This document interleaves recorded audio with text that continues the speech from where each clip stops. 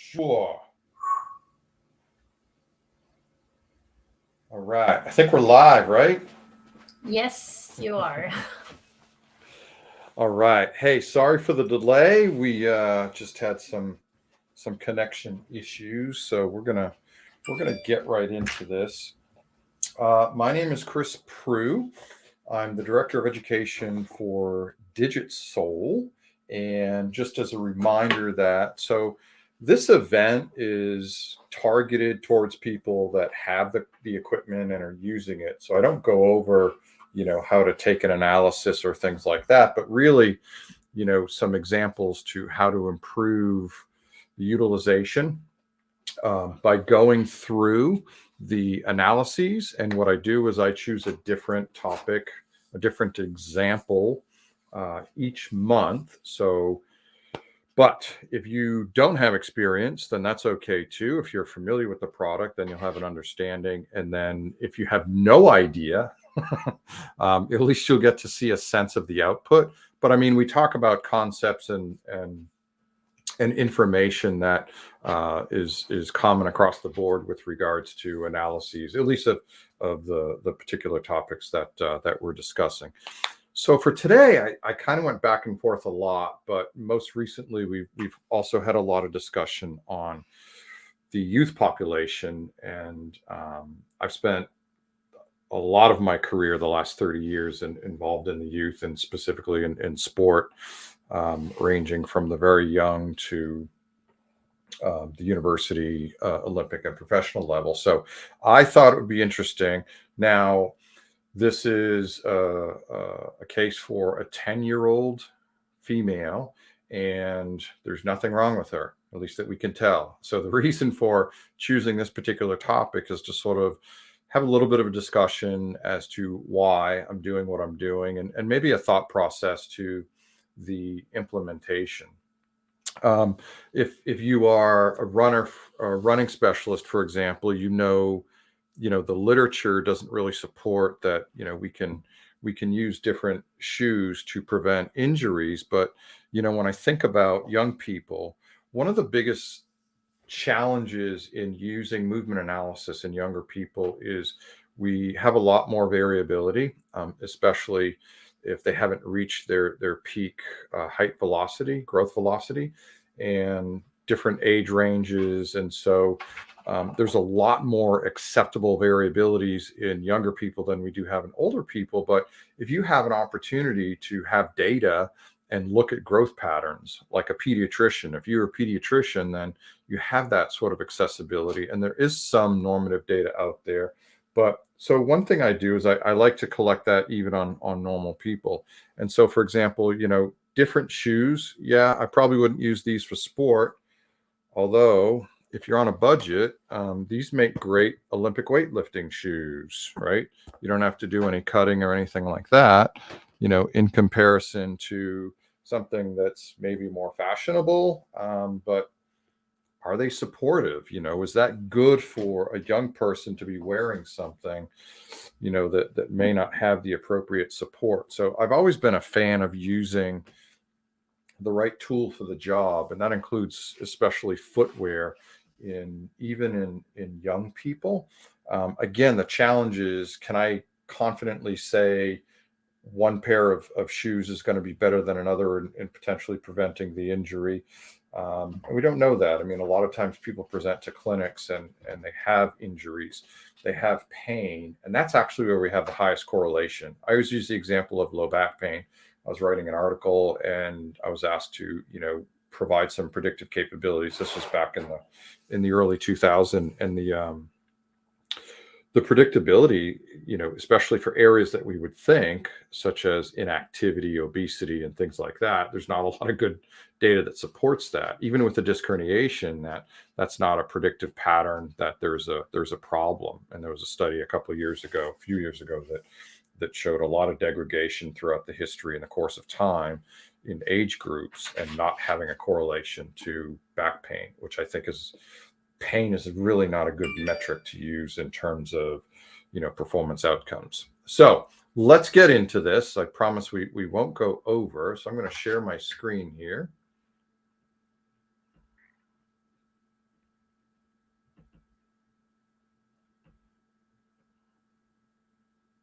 All right. And once I see the matrix thing happening, it means it's probably working. So I'm going to go over to the analysis. So, okay, why? Um, well, let's think about some of the considerations in a younger person and why we use sort of, baseline assessments, prophylactic, evaluations and things like that. If non-invasive, there's no harm done, but we're always in favor of if you're going to collect data, what are you going to do with that information? So that still does matter. Well, let's think about this for a second. 10-year-old female, what do you think? Well, we're going to start to see some variabilities, but at that age, they've really entered the level at which they've taken on an adult locomotion walking pattern. So they're not going to have as much variability, but there's still going to be some variability, and that's okay. They don't fit in exactly to the same profile as an adult. Okay, so what's going on with a 10-year-old female? Well, so we typically do some screening for idiopathic scoliosis, and this is about that age range. So the majority of idiopathic scoliosis, that progressive nature, occurs between the ages of 10 and 15 years old, and there's a higher percentage in the female population. So there's potentially one good reason.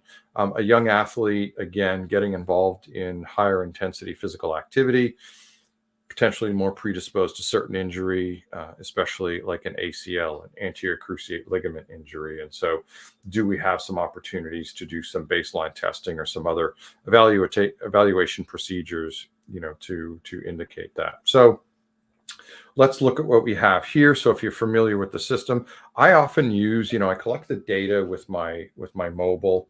So I've got two iOS, phones, and then I use a dedicated tablet, just to make it easier, and I put it on a stand so it looks nicer. But I do my review of findings, and I typically show and share people with the online app, and that's what we're looking at here is the online app, because there's a little bit more information, and I'm going to show you maybe why that's a really good consideration.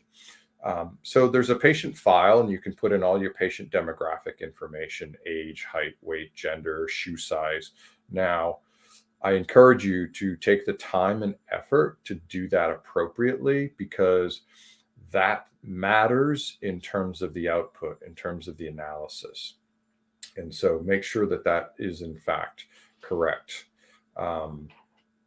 We have other information that we can input. So here in the summary, if there was some pain, I can actually put in a pain profile. And what's interesting about that is I can do it during the analysis, or I can do it now after the fact. And you can look at that evolution, that progression. You can add walking aids. I think, it's a must to put in the appropriate shoe wear. So that way you're having, even if it's not the same shoe, because if you're working with youth, then they get taller, they grow, so their shoe size is going to be different. Some indication as to the type of shoe.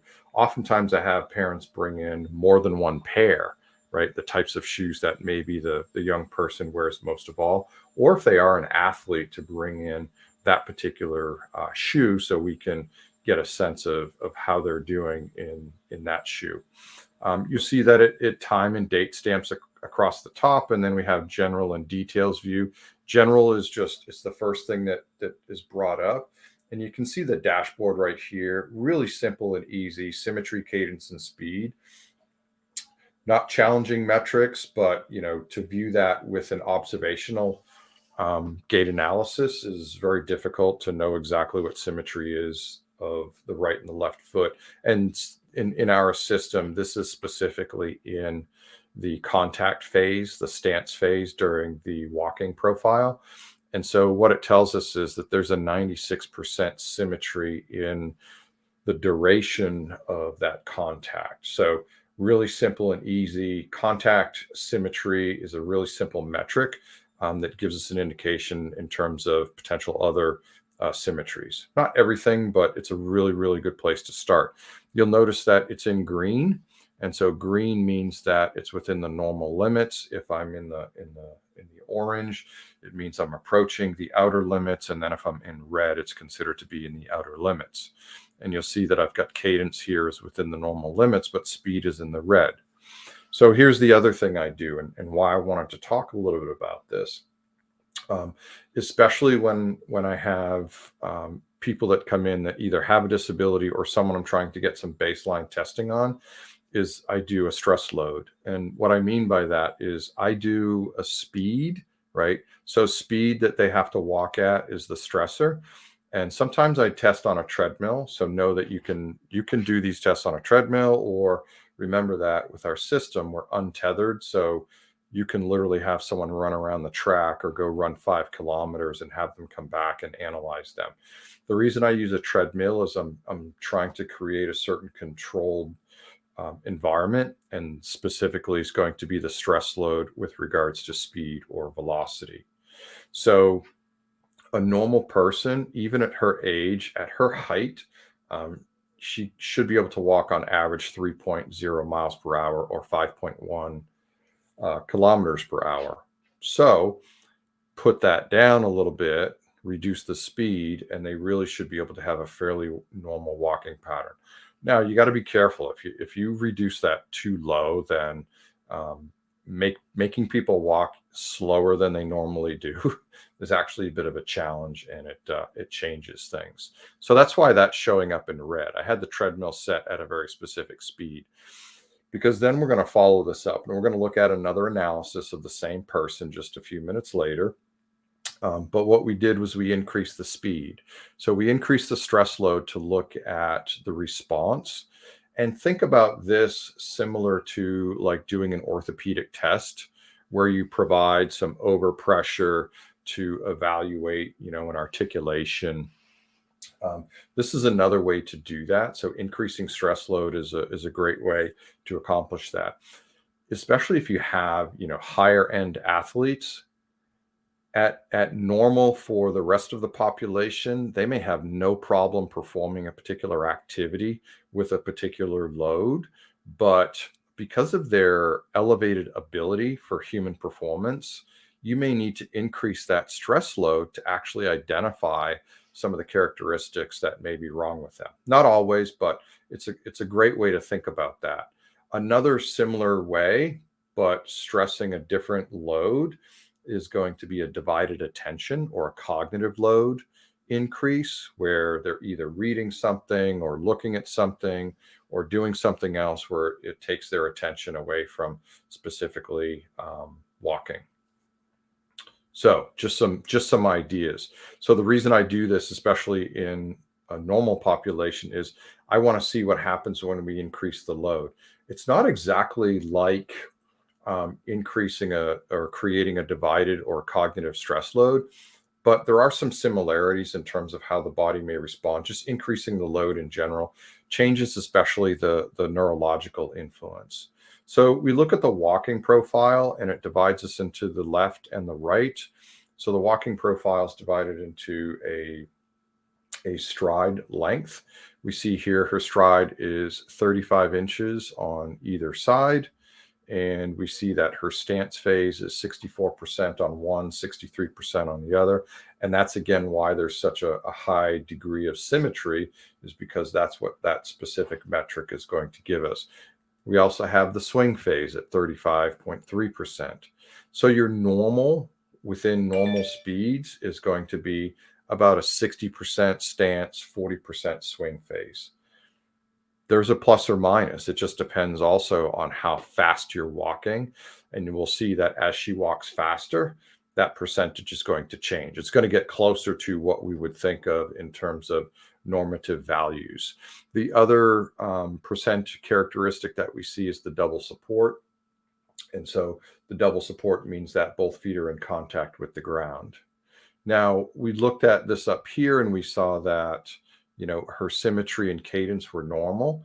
So I may skip this on some people, or if I do think that there's further information to be gathered from the walking profile, click on the advanced, And now you get the specific data in distance and duration. So now we actually get the stride duration. So the reason that that's important is, they could have a normal stride length, but maybe the duration, it takes them a long time to accomplish that. You won't really see that in treadmill walking because you're controlling the environment. But in this case, we see that her stride duration is fairly normal, but her stride length is short. It's really short.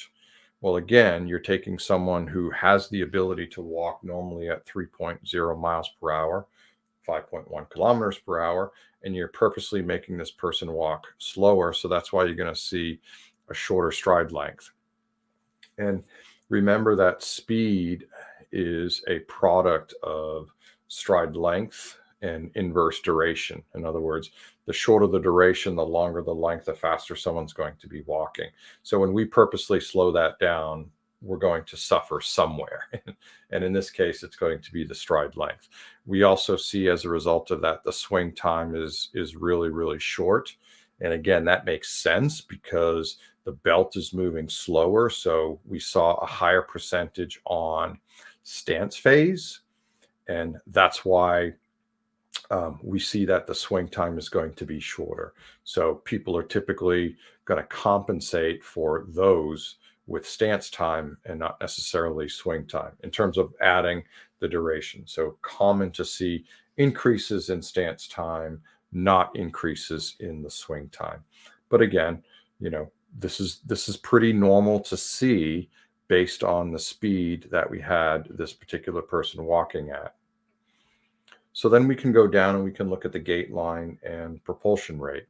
So the gait line, so that metric is calculated in our system. So remember, we're using an IMU, an inertial motion unit that has an accelerometer and a gyroscope in it. And so there's no pressure sensor in it.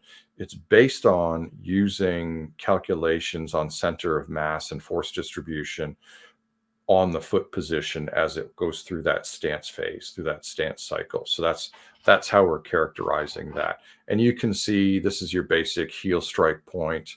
And then when you get into the foot flat position and then all the way up into the toe off position. So fairly normal.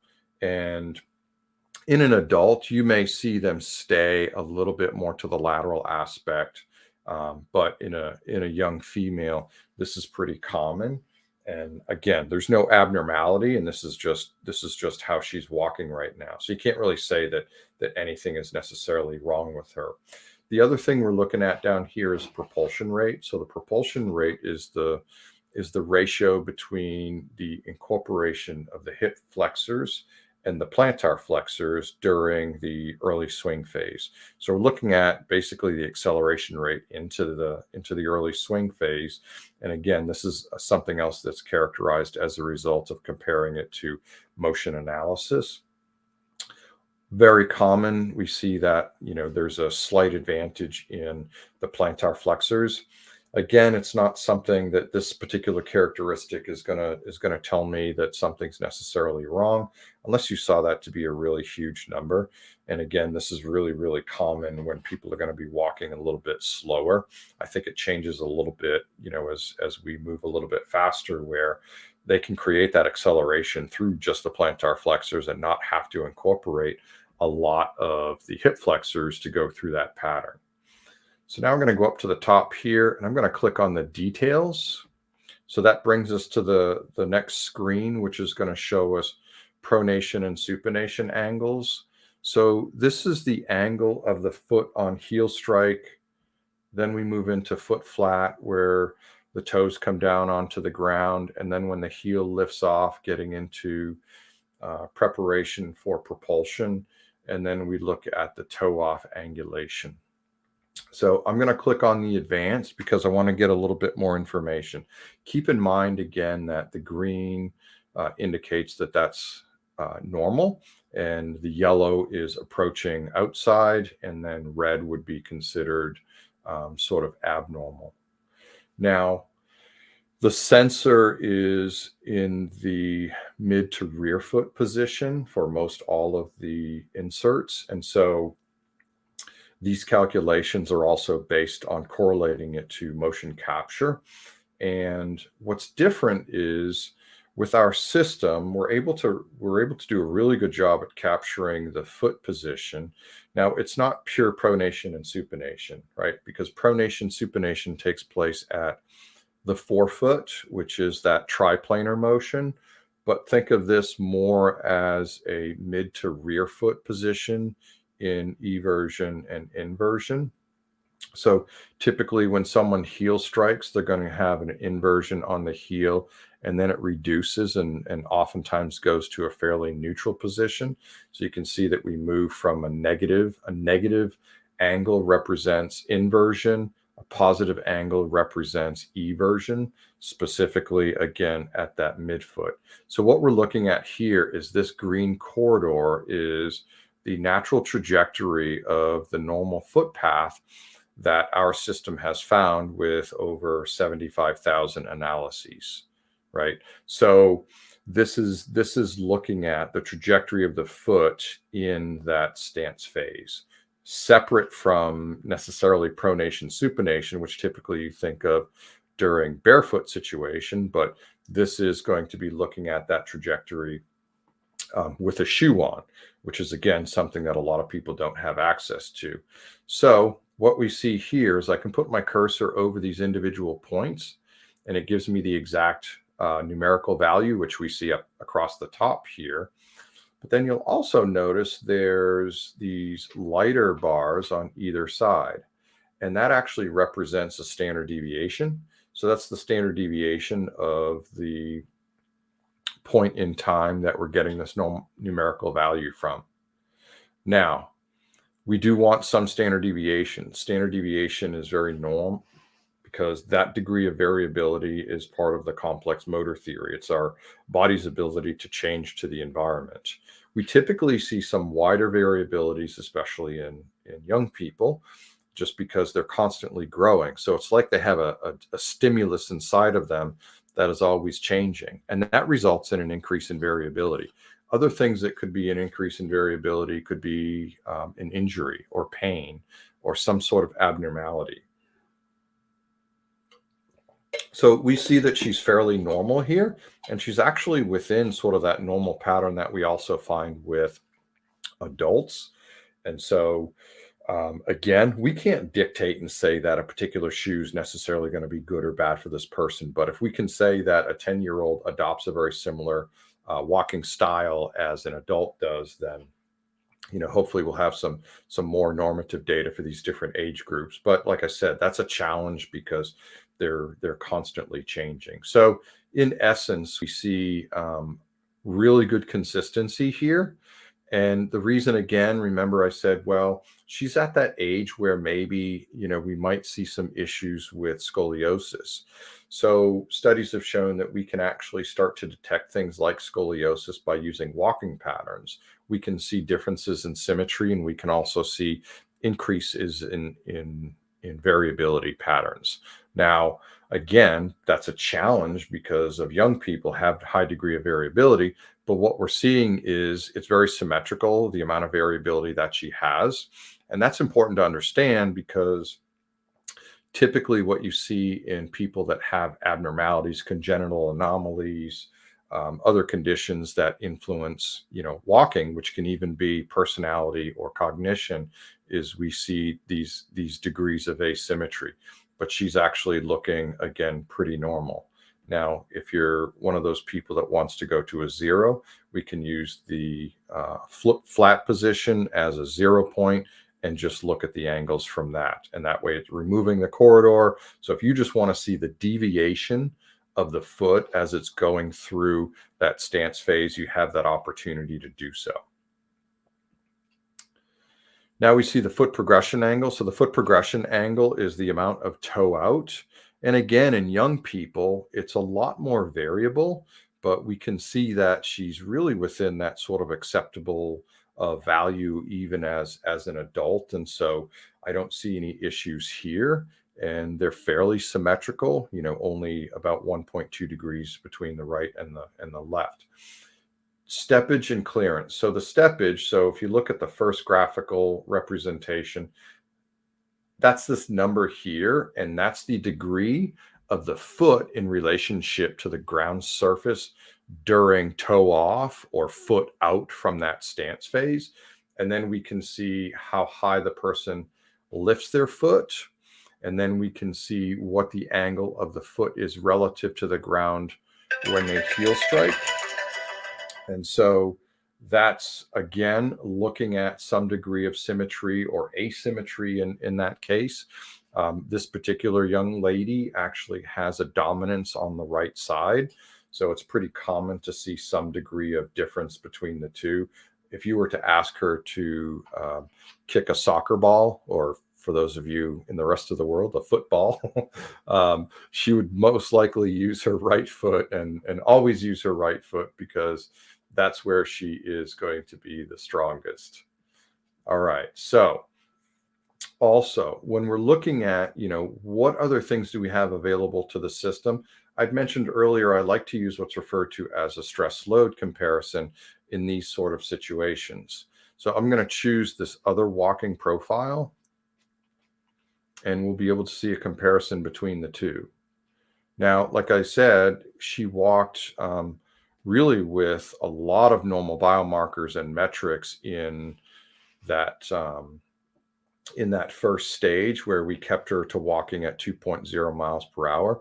Now we actually have her walking within the normative values of someone of her age. And so that's going to be at 2.6 miles per hour. Some people, well, she improved by 3%. I think there's enough variability to say 3% change may not be meaningful, but that's fine. And again, that's fairly normal because at 2.0 miles per hour, she's actually walking slower than she normally would. So this is more of her normal gait pattern. And sometimes what I'll do is I'll bring it up to a point where the person feels comfortable and get a real measure of their values. So here's the first test at 64 and 35% for the gait cycle, 35 inches. And as you can imagine, she's walking faster. So now she's at 43 inches for her stride length. And now she's closer to that classic normative 60-40% split. And we see she remains consistent and symmetrical, even though we made her start to walk faster. Okay. Now we can also see here that we have the comparisons, and again, she has really good symmetry between the right and the left. And we see that, as she starts to walk faster, her stance time is reducing. And that's actually how she's making up for the most of that. Here's what's really cool is I love using walking because it's a real good assessment of the neurological components. And remember that walking has a reflexive component to it, especially when it comes to initiation using the extensor thrust reflex in going into that swing phase. So in other words, that should be pretty close to the same if we're not too far off in the speeds. And that's going to be made up for by reducing the stance time. We also now can look at her gait line, and we see that, again, really similar. It hasn't really changed, and it was normal before. It's still normal, even though we're having her walk at a slightly faster speed. Same thing in the propulsion rate. We're not seeing any dramatic differences, and fairly normal as well there. Where I like to, spend a little bit more time when I'm trying to get some baseline assessments or using that stress load criteria is in this characteristic in the pronation and supination. So this was the first test that we looked at, and you can see that she follows a fairly normal trajectory. And you can see the second test. She actually continues to follow a fairly normal trajectory, and she has a very similar standard deviation within that walking pattern. So that's actually a good thing. Sometimes what you'll see is people can have normative values. They can have an average or a mean that looks normal, but they could have an increase in the variability, right? And sometimes, you can measure certain characteristics and get a gait variability index, as they call it. So that's actually looking at variability and not just the normative values. And that's why I like to look at this, because when you start to see this change, and I've shown some cases previously where we've treated people and that dramatically influences not even their mean. Maybe their mean was normal, but because they were in pain, they had a high variability, and reducing pain actually decreases and creates some normalcy there. We can also look at her foot progression angles and her circumduction, and that also remain the same. So even though, again, we had her walk with a higher stress load, that's actually a good thing, because one of the things that you'll see when people can't handle an increase in that load, we start to see some deviations in the normative values, as well as some of that variability. Very similar characteristics that we also see here. So again, not a lot of changes, although let's point this out because this is interesting, is I wonder why there's an increase here. Well, she's taking some longer steps because she's moving faster. So that means that she's going to be putting her step, her first contact is going to be out in front of her a little bit more, which is typically going to increase that dorsiflexion position, and relatively speaking, is also going to increase the angulation between the bottom of the foot and the ground surface. So, like I said, normal, but I wanted to use something a little bit different to where, reason why, testing children, the values that we can get, using a stress load to make some changes, right? Because it's kind of like doing like an orthopedic or an overload test, to really evaluate the tissue. Here's how we can evaluate that. Now, another way that you can do that is you can have them walk at a normal pace. And if you are working for baseline and you're using you have a normal population, that's pretty common, right? And then you're going to use something that they're not used to. So it's a little bit up to you in terms of the information that you're looking to collect, and determine that. If I would like, I can export this analysis, and I can choose, to put the advanced features or not the advanced features, email, phone address, that information of the patient characteristic, and I can click export and save that as a PDF file. You can also put notes in there, and you can also put notes, as you probably already know, if you haven't already, when we go back to the single analyses. I think what's neat about this feature is it gives you a date and time stamp. So if I want to put some information in there, and I'm typing in the comment section here, when I save that comment, that automatically puts a date and time stamp in that. So that way, when I come back to it, I actually know when I made that comment, whether or not it was, during the analysis, or if it had something to do with the testing as well. This one only because I just did the 2, so you're not really going to see a lot of evolution. There wasn't a treatment, but you can see some of the differences. So I like to use evolution, especially if there's an intervention. If I'm treating someone, to see the progress as a result of the treatment. But this is the same thing. It will show you the differences in however many analyses that you can take.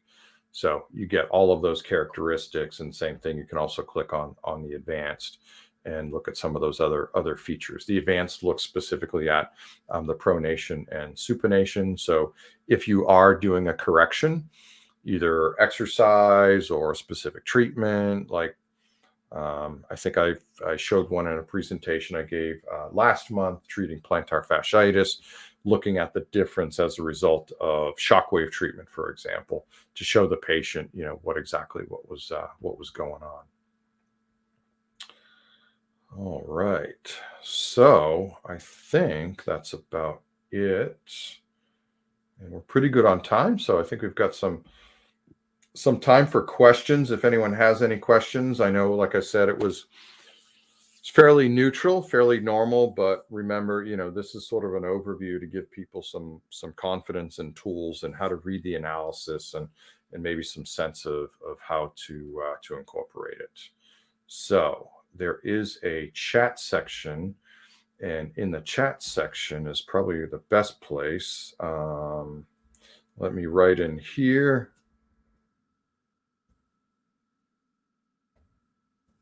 And I hope it will populate for you. So if you look in the lower right-hand corner, there's a chat section, and you can ask your questions in the chat section right there. And we'll wait a minute or two and see if anyone has anything to say or a question.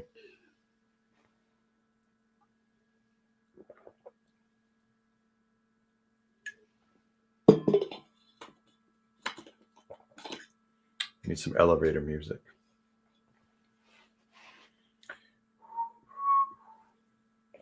And no, I can't whistle. Not well enough to do it in public anyway. All right. So I think the moderator's typing at the moment. So we might not have any questions, but let's see what she says. And then we might be able to go and get dinner early or whatever it is that you're doing. How do we know? So Victor asks, how do we know to find where the problem is? That's a good question. So that will take, well, let me rephrase that. So it kind of depends. The problem can be in the specific metric or outcome measure. So for example, if there is a reduction in symmetry, then the output will actually put that in red. So what we find in the walking profile, less than 10%. So for example, if the number was 87, it will show up in red, and that means that there is in fact a problem with the stance phase. Now, that tells you where the problem is in terms of the analysis of the performance outcome measure, but I'm not sure if that's your complete question. The next level to that would be, well, why? And so that's where, I think a little bit deeper understanding of gait, in other words, what can cause some of these pathologies. So for example, if someone has a longer contact time, there could be a shorter leg on one side. There could be weakness in the absorption and then the propulsion rate. If someone is in pain, they typically are going to have a shorter contact time on that side.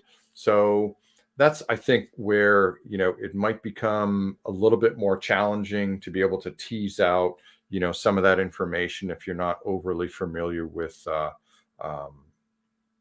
gait analysis and locomotion analysis. But hopefully that answers your question to some extent, that there's a different level to this. So it identifies the performance outcome that is not working right. But then we may have to do a little bit more work. It could be, doing some strength testing. It could be some range of motion testing, could be some blood work, metabolic testing. So what this does is that this leads us to a path that says that something's not working right, but it doesn't give us all of the details.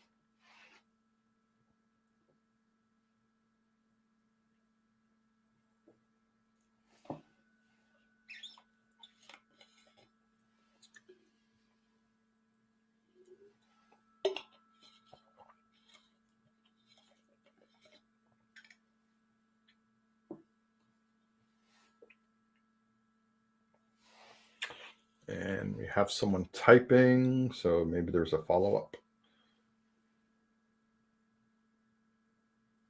Yeah, and as they're typing, just and I know some people may not want to ask a question, but if you want to email, so the email's in there. Feel free to ask questions or reach out if you're not sure about something, or even if you want us to look at, if you want me to look at an analysis. I've done that for many people. And so that's one way that people can reach out, and we can actually spend a little bit of time together. Okay, so a follow-up is, for example, someone has plantar fasciitis. Can I find out, is the problem on the hip or on the foot? That's also a good question. And so, in a presentation I gave last month, we actually showed that it could be a little bit of both. And so, what you can find out, and again, sort of knowing what's happening, if you're looking at plantar fasciitis, then you may see some differences in symmetry, some of the variability issues, and understanding the factors associated with what can cause those performance outcome measures is what is going to lead you to that. So, for example, I showed that um, this particular person had a lot of excessive pronation through that stance phase, right, which puts a lot more stress on the Achilles tendon and actually increases the spraying of the first and the second ray. And so that was a potential reason that we saw that. What was interesting, Victor, is after we treated that with Shockwave, for example, we saw an immediate change to their gait pattern, and so that actually it almost completely corrected as a result of that. Um, for example, with the propulsion rate, what you'll find for people with plantar fasciitis, they don't like to overstress that tissue. So that posterior chain, right? It's connected to the calcaneal Achilles tendon, connected to the gastrocsoleus complex, which is going to be the propulsive phase or the propulsion mechanism for the lower extremity during propulsion rate. So if you see a much higher um, percentage on one side or the other, if they're in pain and they're not using it appropriately, you'll find there's going to be an increase in the hip flexion strategy. If they're using their lower extremities too much, and let's say you're testing someone before they have pain, and you find that they actually have a higher strategy in using their plantar flexors, that could be an indicator that they're overstressing that tissue, and that could also eventually lead to some problems such as plantar fasciitis. So that helps to eliminate a little bit. The other thing I find, when there's a reduction in hip flexion, it could be the hip. It's also core stabilization. So it sounds weird, but like core stabilization may also lead to plantar fasciitis because they're using a strategy that overstresses a tissue that's not designed to be performing that way.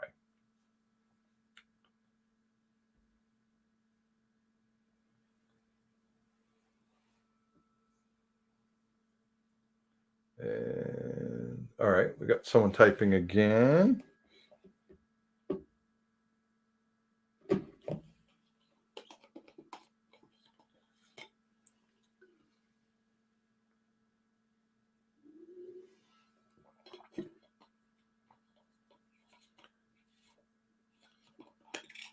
Maybe not. So to kind of follow up on that, it's one of the challenges I think is you have to understand the movement patterns to some extent, and that helps you differentiate um, some of these other. Can the cause be plantar abs of the triceps surae? Absolutely, because we start to see a weakening in the tissue. What's interesting with plantar fasciitis is there's really kind of these two mechanisms, right?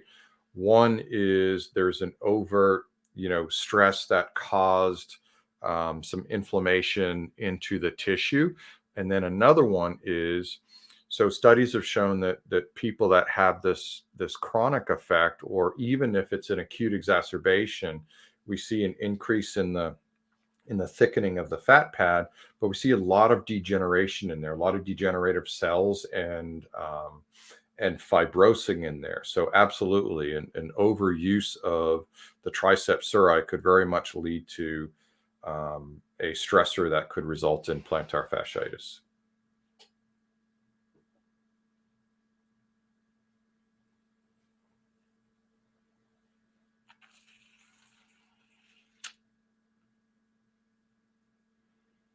Well, we're at a quarter to the hour, Rana. So we'll let people go. But like I said, if you have further questions, then feel free. Thank you, everyone, for the time. I hope this is useful. And as Rana would say, that if you have some interest in some specific topics, starting in 2023, we're going to be getting into running and jumping. So we're going to cover the running application, and we're also going to be covering the new performance rehab module, and we'll be looking at use of video analysis along with some of these tests.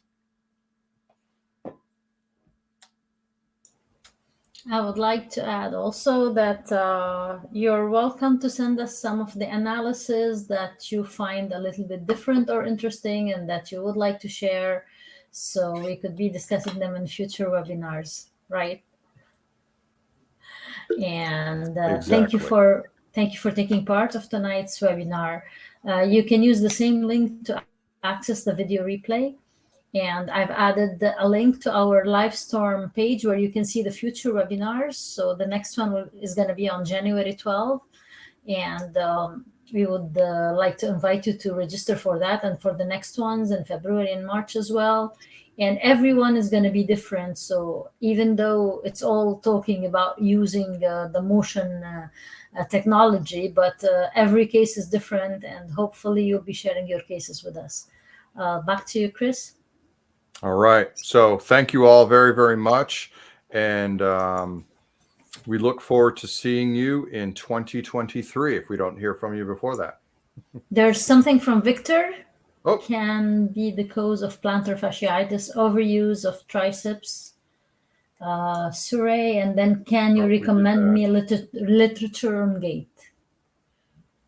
Yes. So Victor, if you want to email that, education@digitsoul.com, we can communicate, and I'd be happy to supply you with some more information on analysis and can bring you up. And then maybe I'm not supposed to say this, but also I have some courses coming up that I'm developing that you'll also have some access to in the future that hopefully will help people out with this. But definitely email us at education@digitsoul.com, and then we can communicate, and I can provide you some more information. Okay, thank you, everyone. Victor's typing something again. So yes, he says, okay, thank you. So thank you, Chris. Thank you, everybody, for being with us tonight. And we wish you all the best for end of the year, for the new year, and see you back in January. Have a good evening. All right. Take care. Bye-bye. Bye.